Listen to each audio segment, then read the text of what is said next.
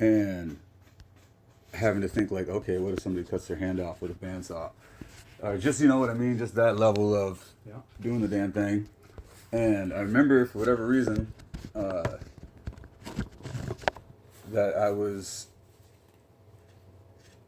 I can't remember what the exact context was, but like I usually would deposit at that U.S. bank there into the ATM. I could deposit cash. That one was down, and so then I had to go all the way to 10th Street and Sycamore, and then that one was down. And this is at like crackhead 30 in the morning, like 2 in the morning, and so I'm just irritated. And my business partner was with, and so we had to go all the way to the one on 69th, and by past Tinners, and we had literally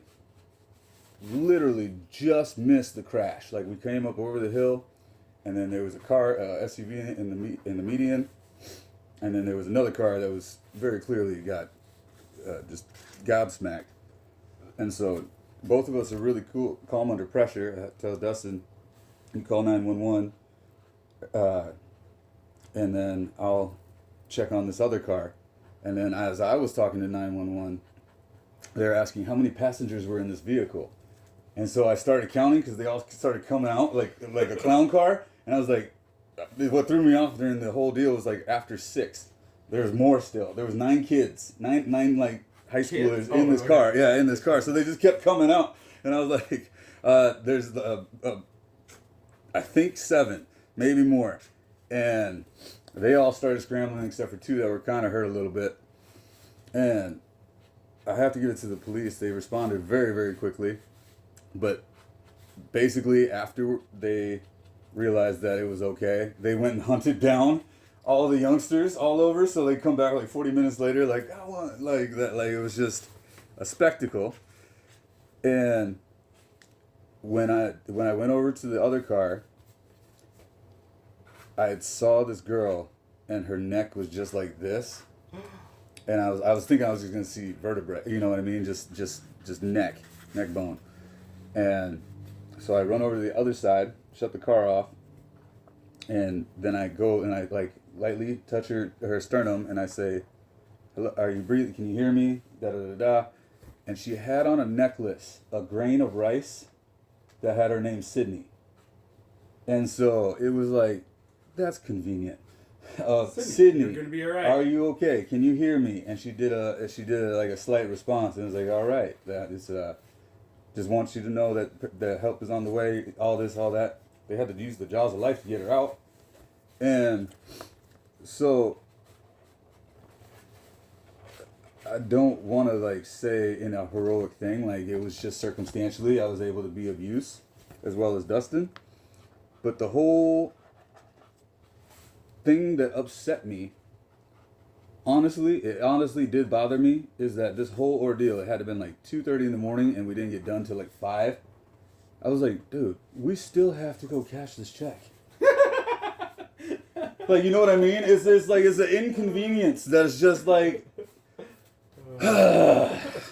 and so the mom reached out, found Dustin, and was saying they were doing a parade since she had made, and like they were doing like a drive-by parade, and that they wanted to invite us over, and that's when I told her that we should just leave Sydney in Australia, and it's better. You know what I mean? We don't need to know or have any form of, you know. It's I'm just grateful that we were able to help and she was okay. And that is the end. So when I was in it, after, it was either during or right after college. I think it was during college. I was up in Moorhead. My friend Justin lived on Norton here. I don't know where. This was 30 years ago. So I don't even know what house. He was renting a house somewhere out along here. And he had this dog that, the dog was not intelligent. It was a D-U-M-D-U-M. It was a boxer. And he would just run. And so, you leave the door open a crack, and he'd be gone. So anyway, it was like 2 in the morning. The dog ran off, and so we're wandering around this part of town here, and we come up on this house party, and like it was flowing, and it was totally cool. We went in, and So we hung for a little bit, but it went south really quick, and there was some other dudes there that were being assholes, and so the owners like were kicking them out. Like, you know, they were getting in, you know, they were drunk, getting into it, kicked them out, and got a little physical. So we're just like, so we just kind of got out of there, but we were observing. Yeah, you gotta stick around for the spectacle. Yep, got to stick around the spec. And the guys are just like, and anyway, an hour later, we were still walking. The dudes that got kicked out grabbed their friends, and they surrounded the house. And there was like landscaping rocks, and they busted in every single window in the entire house within like 30 seconds. All we hear is crash, crash, and the people inside wake and like, ah!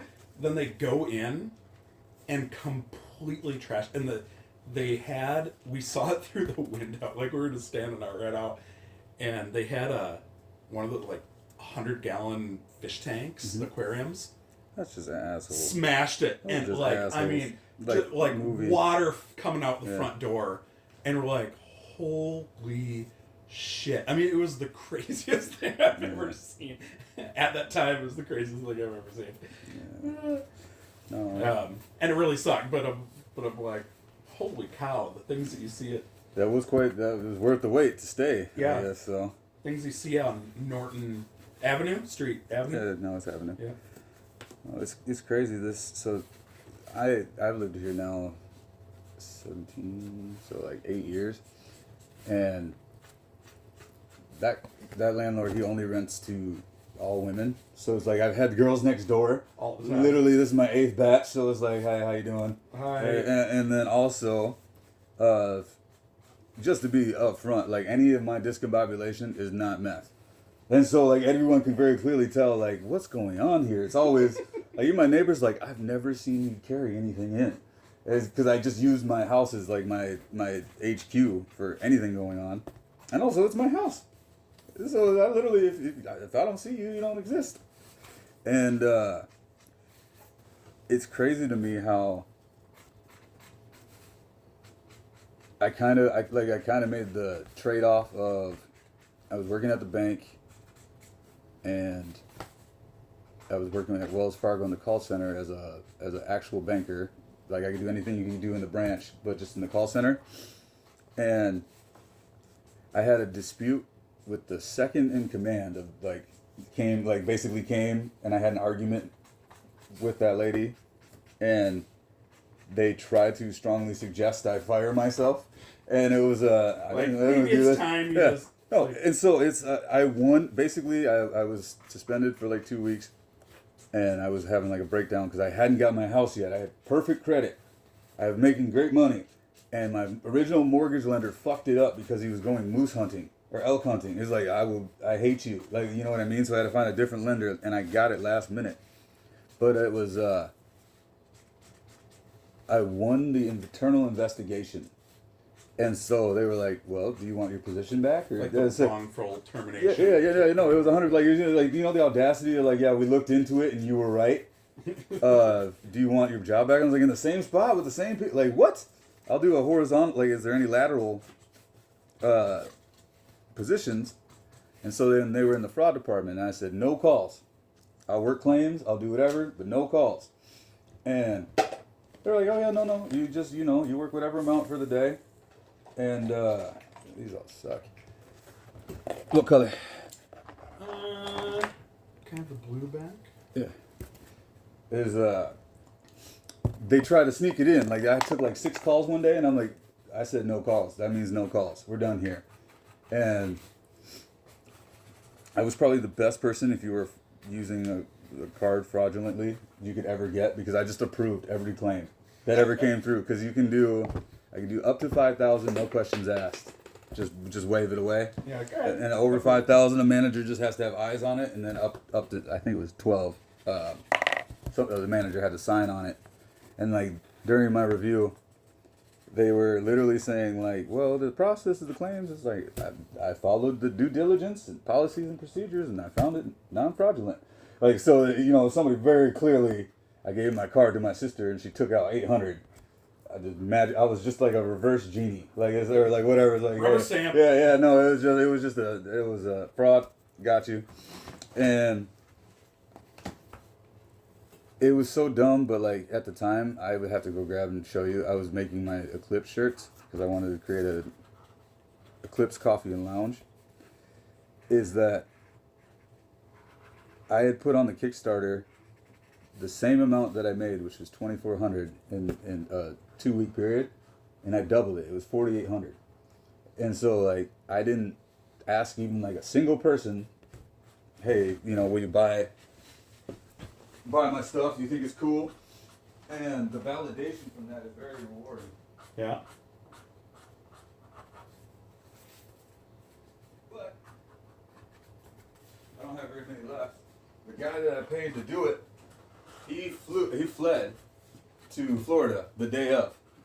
And Oh, so sweet. each of these shirts takes at least, this one's a little longer, at least an hour and like 20 minutes to make. And if you fuck it up once, you fuck it up. Kind of hand done. Yeah, and each one was completely custom and different. Screen print? Vinyl. Oh, vinyl. Okay. Yeah. And so. Like Cricut? Yeah. And. Yeah. Oh, yeah. I could see that taking an hour of weeding. Yeah. And so literally, I remember it was a Friday night, and I had to do like 86 shirts or something like that. And it was just like, this is just no way. So you've been through it. So that's another depressing part of being an artist. Yeah. Is when, like something like that, and you're like, oh, fuck. Like, there's no creativity. You're just like, I gotta get this done. Yeah, and that was part of the collab, too, because the guy who did it, he technically went viral.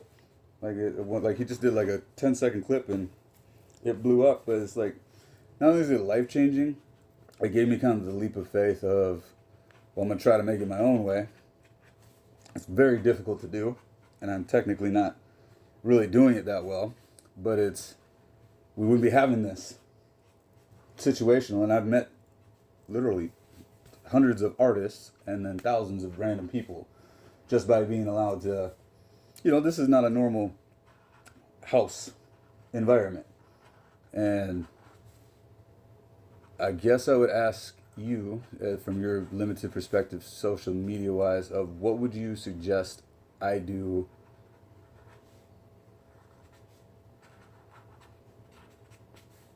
as a independent artist, okay, as advice For still doing my own thing, but like what actually would you recommend? Well, unfortunately, it is the, you know, you would love, the dream would be to do something you love that's Oh man, I got quick and easy to do, or, you know, like that you enjoy doing. That's not a grind. You know, you can pump out some paintings. People are like, yeah, I'll give you $1,000 for, you know, like that would be the dream. But I warn everybody. It's like, oh man, I already got the arrogance. Don't give me money. I mean, it's like probably getting in the NBA of being able to do, you know, like the people that actually do that. I think, you know, with every beautiful thing, there's it's not something. It's not gonna lie. It's bad behind it. It's your wife's on call right now. You know what I mean? It's that baseline allows the extension, in my opinion, and that's awesome. But I think you do kind of have to do some, you know, like, find something people love, or that they like. That's an affordable thing. That doesn't take you a ton of time, and then to. What's the last digital piece you did? Last digital was a restaurant in Brookings. They are doing their 10-year anniversary.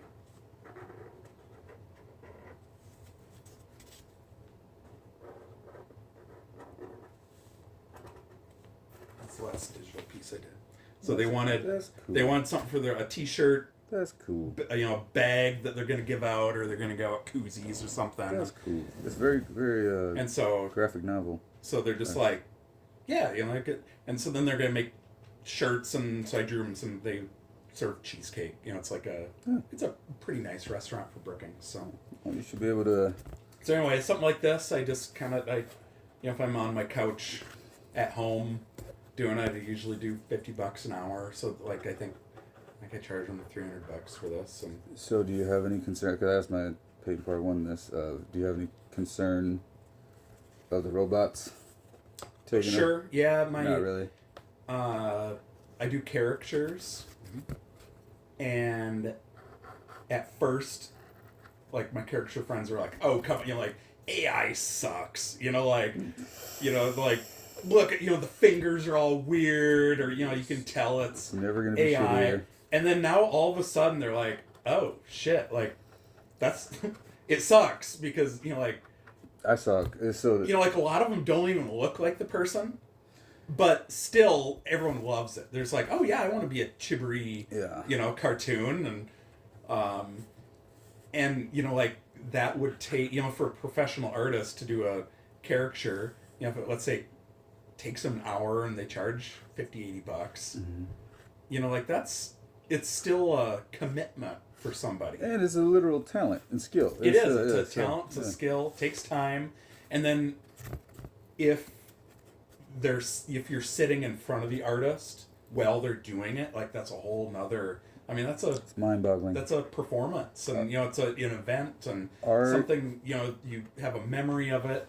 So sure, it's worth that, but like if somebody just wants a cartoon of themselves for their kid's graduation card, like they're not gonna pay me $80 to draw them when they can just push a button and get something that they like. So then, yeah, like that kind of thing is definitely gonna hurt. Can I get Homer? Sick. That's cool. That's cool as hell. Thank you. Recognize that guy? So, I gave you a little more hair up top, but It's coming. I needed to fill the. I wanted to get the half. that's awesome, honestly. Thank you.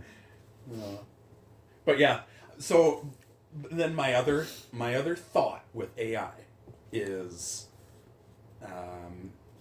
similar to what I thought about Photoshop. So when Photoshop first came out, everyone's like, "Oh, that's cheating," and like people pushed the filter button. They literally were cutting out magazines before Yeah. they were like actually, yeah. Like and it was like you could at first you couldn't, or like, but then all of a sudden it's like, oh yeah, that's a Photoshop filter, like, and that's it.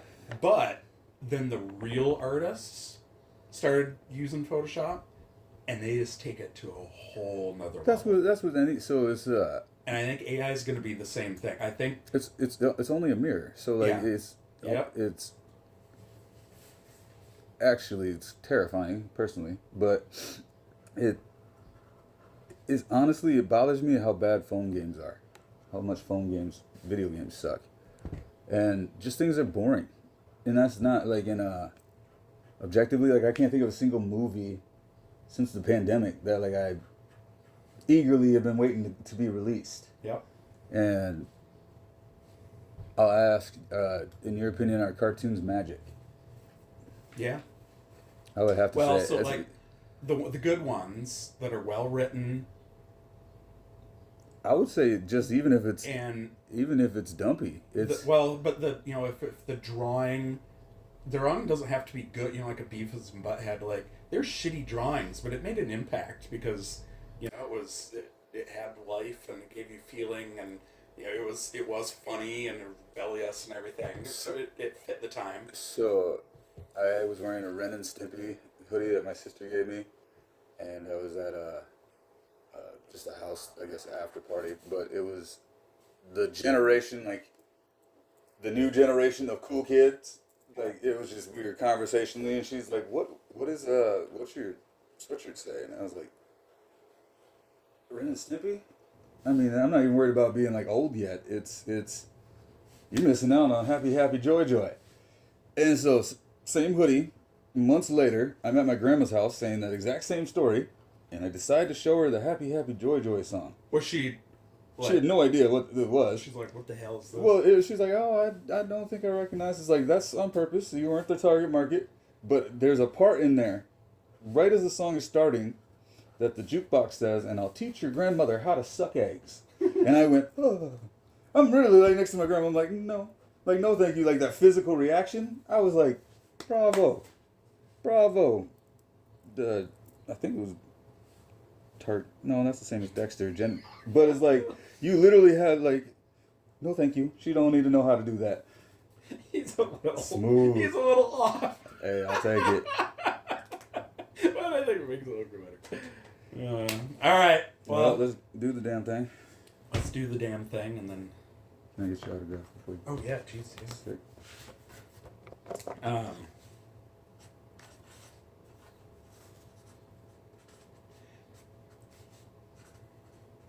But yeah, for the AI thing, I think when people start like, if you can make like a whole movie in your bedroom. Oh, it's coming. It's common. Well, but not, and it's already there. Like people can animate stuff themselves, but it's hard. Like, and it takes a long time. And I probably don't do some of that just because I don't have the time. Yeah. But then I'm like, all right, well. Yeah, it's not really time saving. I guess if AI could help, like tell my story or share my, then I'm like, all right, it's not so bad. Would you do 2D or 3D? Well, I don't know. Probably 2D. I saw a thing where AI can learn your style. Mm-hmm.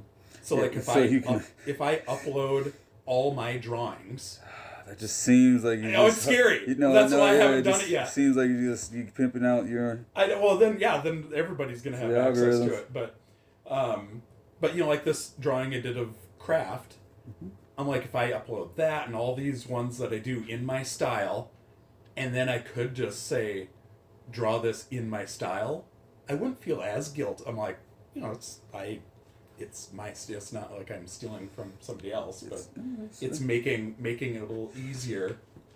I'd consider that. What's your Disney princess?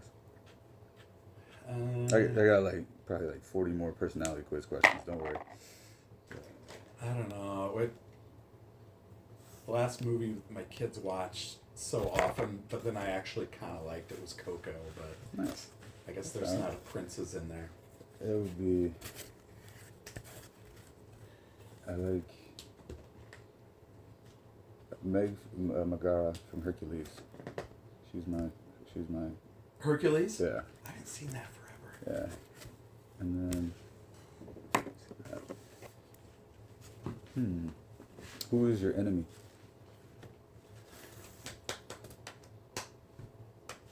I don't know. I try to let those people come and go. Just let it go. The Petty Prince can't sweat the smallest stuff. Well, is there anything you need help with other than this in your life? I guess it's very difficult to be of use, especially when you're in Brookings. But I'm pretty blessed.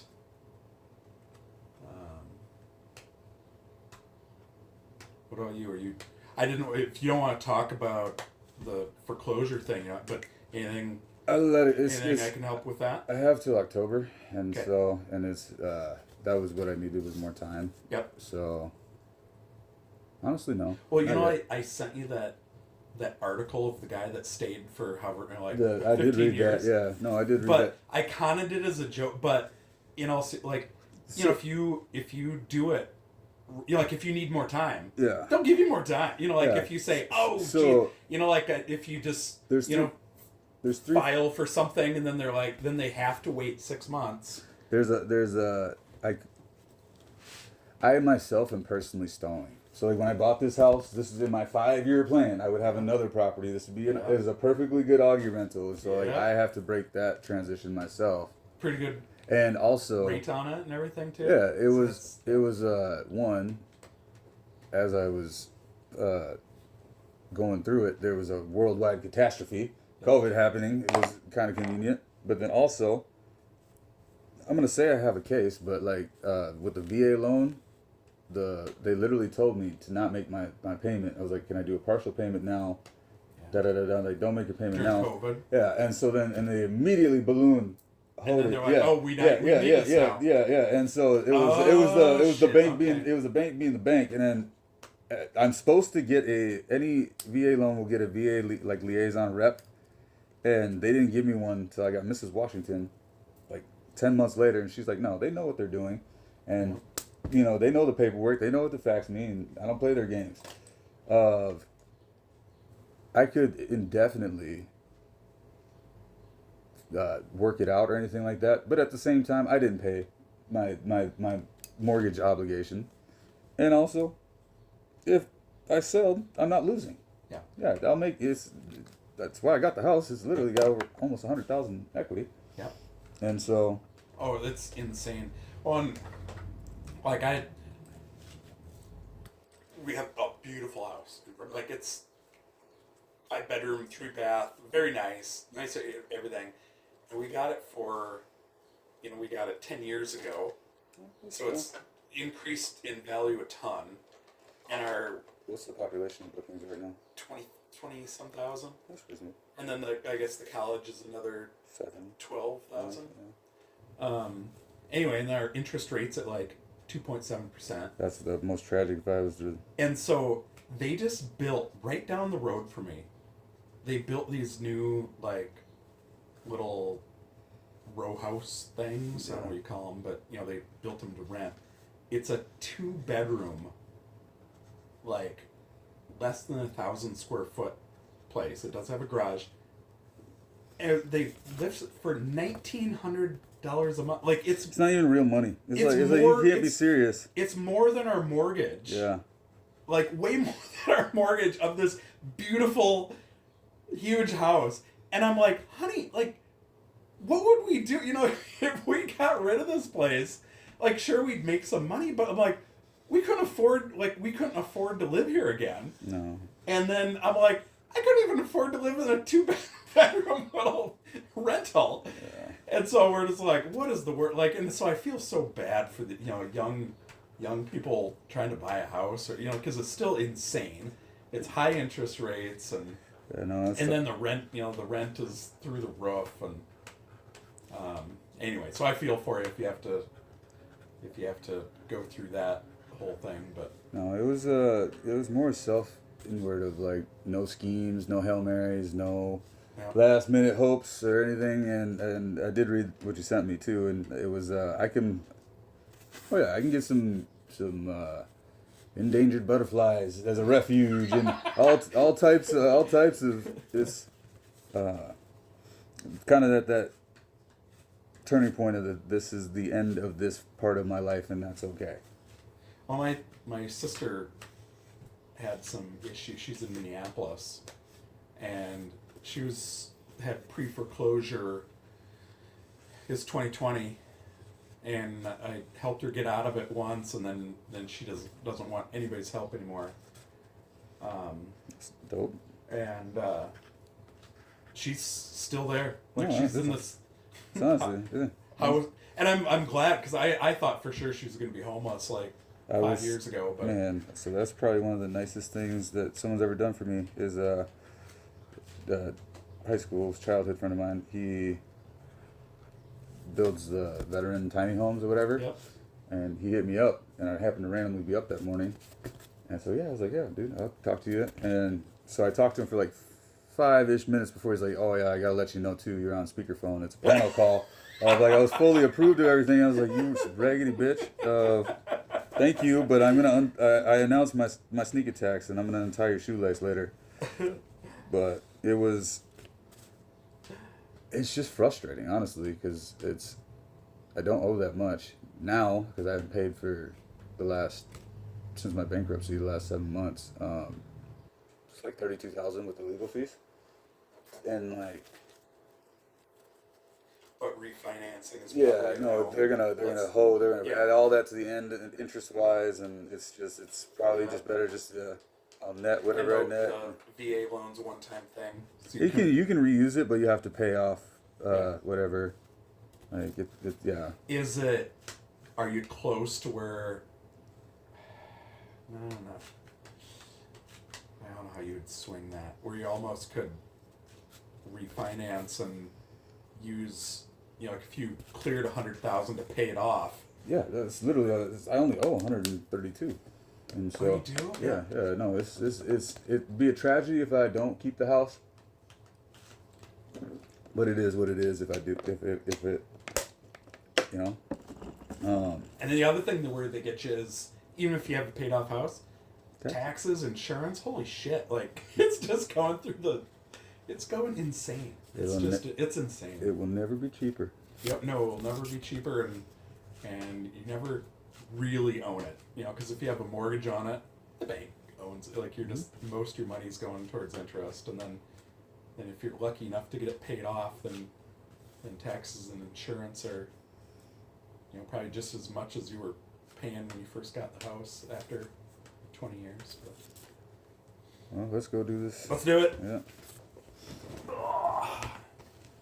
Okay, I'm gonna document this one time for internet's sake, and then.